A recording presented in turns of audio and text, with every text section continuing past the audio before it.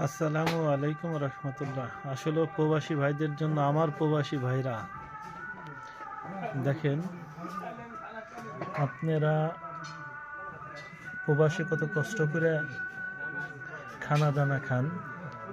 আমরাও বাংলাদেশে থেকে আমাদের দেখেন, আমার এই সাইড থেকে প্রায়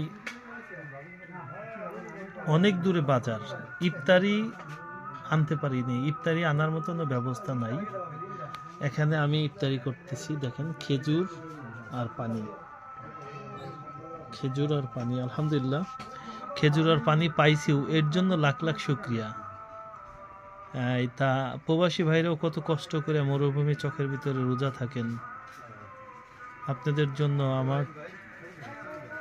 আমি সবসময় দোয়া করি এবং আপনারাও আমাদের জন্য দোয়া করবেন। যে আসসালামু আলাইকুম রহমতুল্লাহ। ইফতারির সম্মুখে রাখে আপনাদের কাছে দোয়া চাইলাম, আল্লাহ যাতে বিশ্বের সমস্ত মুসলমানদেরকে মাফ করে দেয় এবং মুসলমানদের শান্তি বর্ষিত করে এবং ইসলামিক হুকুমত কায়েম করে।